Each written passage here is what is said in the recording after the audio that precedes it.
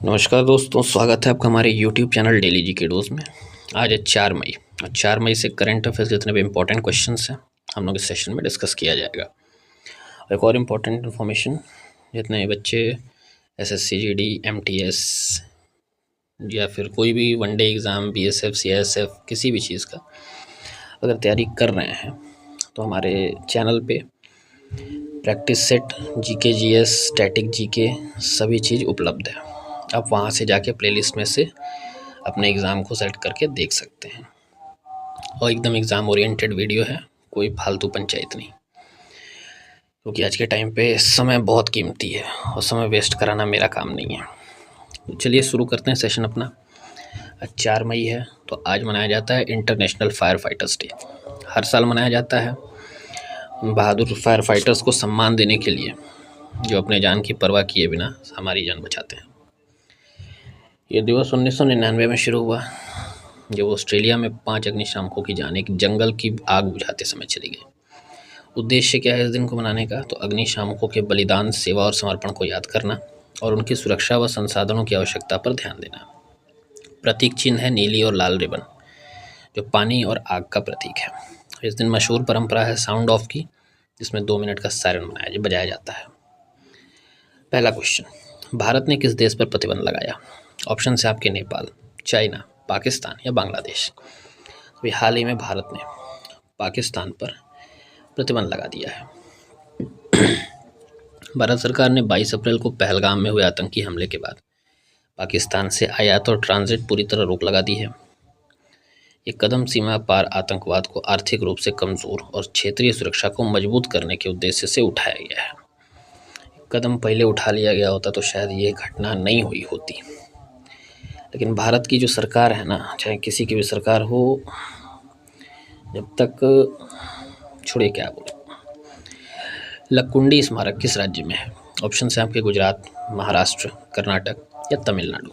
तो लक्कुंडी स्मारक कर्नाटक में है, तो ऑप्शन नंबर सी हमारा करेक्ट हो जाएगा। अब लक्कुंडी स्मारक का नाम आया है तो आखिर क्यों आया है, न्यूज़ क्या है अभी? एक्चुअली में यूनेस्को ने अपने टेंटेटिव लिस्ट में लक्कुंडी कर्नाटक के जो स्मारक हैं, ये चालुक्यकालीन मंदिर हैं, इनको शामिल करने की प्रक्रिया अंतिम चरण पे चल रही है।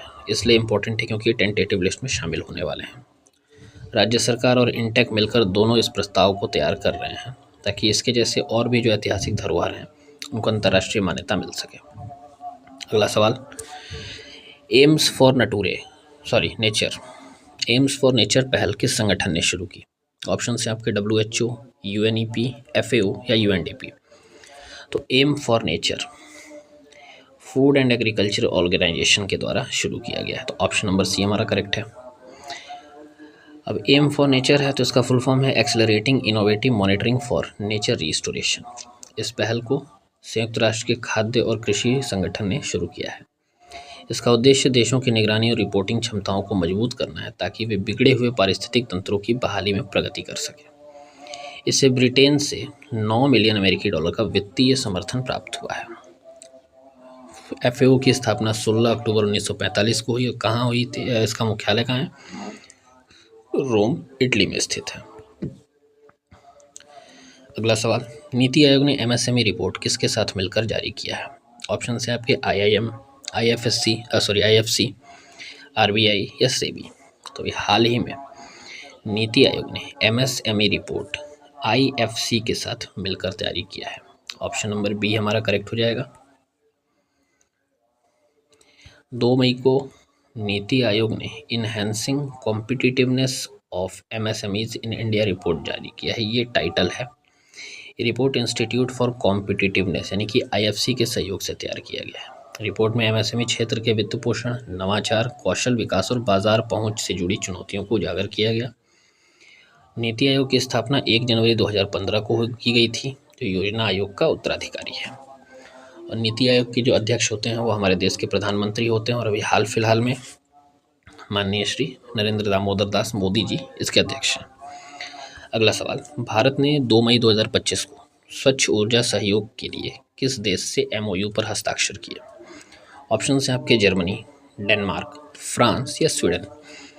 तो हाल ही में भारत सरकार ने स्वच्छ ऊर्जा सहयोग के लिए डेनमार्क के साथ एक एमओयू पे हस्ताक्षर किए? तो ऑप्शन नंबर बी हमारा करेक्ट हो जाएगा। भारत और डेनमार्क ने 2 मई 2025 को स्वच्छ ऊर्जा सहयोग के लिए एक नवीन एमओयू पर हस्ताक्षर किए, जो भारत के 2070 तक नेट जीरो का जो लक्ष्य है उसको समर्थन करता है। ये समझौता नवीकरणीय ऊर्जा, पावर सिस्टम मॉडलिंग और इलेक्ट्रिक वाहन बुनियादी ढांचे जैसे क्षेत्रों में सहयोग को बढ़ावा देगा। अगला सवाल, 2 मई 2025 को भारतीय वायुसेना के नए उप प्रमुख के रूप में किसे नियुक्त किया गया है?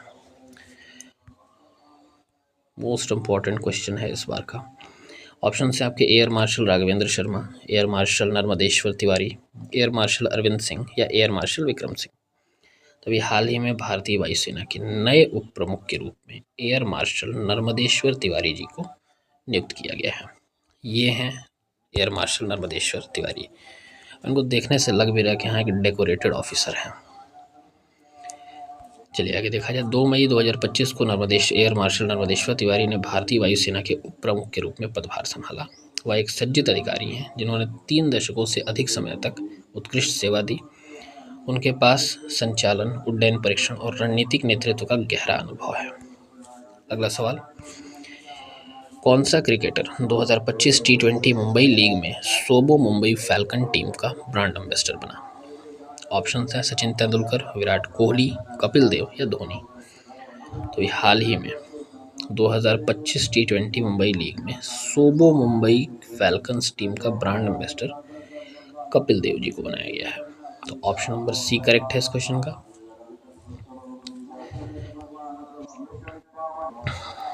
कपिल देव 1983 विश्व कप के नायक को सोबो मुंबई फाल्कन्स टीम का ब्रांड एम्बेसडर नियुक्त किया गया है।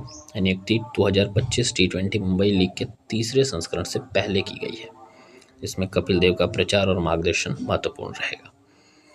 अगला सवाल, आरबीआई ने 1 मई 2025 से सभी वित्तीय संस्थानों के लिए किस पोर्टल के माध्यम से लाइसेंस और अनुमतियां प्राप्त करना अनिवार्य किया है? इम्पॉर्टेंट है ये। तो आरबीआई ने सभी वित्तीय संस्थानों के लिए प्रवाह पोर्टल के माध्यम से लाइसेंस और अनुमतियां प्राप्त करना अनिवार्य किया है। तो ऑप्शन नंबर बी करेक्ट होगा इसका।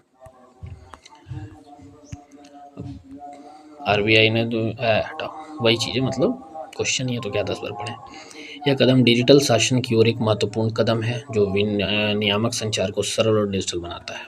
अगला सवाल, 9 अप्रैल 2025 तक दुनिया का सबसे अमीर व्यक्ति कौन है? ऑप्शन है आपके Mark Zuckerberg, Jeff Bezos, Elon Musk या बर्नार्ड आर्नल्ड। तो अप्रैल 2025 तक दुनिया का सबसे अमीर व्यक्ति एलन मस्क है। ऑप्शन नंबर सी हमारा करेक्ट हो जाएगा। अब एलन मस्क सबसे अमीर हैं तो इनकी जो संपत्ति है 362.5 बिलियन डॉलर है। इतना में हम लोग आगे ही कोड देंगे। उनकी संपत्ति मुख्य रूप से टेस्ला, स्पेस एक्स और एक्स में निवेश करती है। चलिए आगे देखते हैं। अगला सवाल है, 3 मई 2025 को राष्ट्रपति द्रौपदी मुर्मू ने कहाँ मेडिएशन एसोसिएशन ऑफ इंडिया का उद्घाटन किया है? ऑप्शन है आपके मुंबई, नई दिल्ली, चेन्नई या बेंगलुरु। तो अभी हाल ही में राष्ट्रपति मुर्मू ने नई दिल्ली में मेडिएशन एसोसिएशन ऑफ इंडिया इसका उद्घाटन किया। इम्पॉर्टेंट क्वेश्चन बनेगा ये। तो ऑप्शन नंबर बी हमारा करेक्ट हो जाएगा, नई दिल्ली। 3 मई को राष्ट्रपति मुर्मू ने किया, अभी पढ़ लिया हम लोग, इसको हटाओ। उन्होंने मेडिएशन एक्ट 2023 को गांवों तक पहुंचाने की ज़रूरत पर बल दिया है ताकि पंचायतों को कानूनी रूप से मध्यस्थता करने और विवादों का समाधान करने के लिए सशक्त किया जा सके। अगला सवाल, विश्व बौद्धिक संपदा दिवस 2025 के अवसर पर किस संस्था ने ड्राइविंग इनोवेशन विथ आईपी कार्यशाला का आयोजन किया है? ऑप्शन है आपके IISc Bengaluru, NRDC, IIT Bangalore या सी डॉट। तो अभी हाल ही में विश्व बौद्धिक संपदा दिवस 2025 के अवसर पर एनआरडीसी ने ड्राइविंग इनोवेशन विथ आईपी कार्यशाला का आयोजन किया है। तो ऑप्शन नंबर बी हमारा करेक्ट हो जाएगा। National research development corporation NRDC और आईआईएससी बेंगलुरु ने ड्राइविंग इनोवेशन विथ आईपी कार्यशाला का आयोजन किया।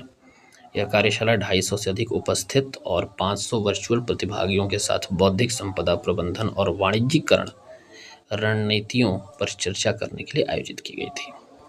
अगला सवाल पे चलते हैं। अरुणाचल प्रदेश के कमले जिले में बने गए खेलो इंडिया मल्टीपर्पज हॉल का उद्घाटन किसने किया? ये इंपॉर्टेंट है। ऑप्शन है आपके अनुराग ठाकुर, किरण रिजिजू, मनसुख मंडाविया या पेमा खांडू।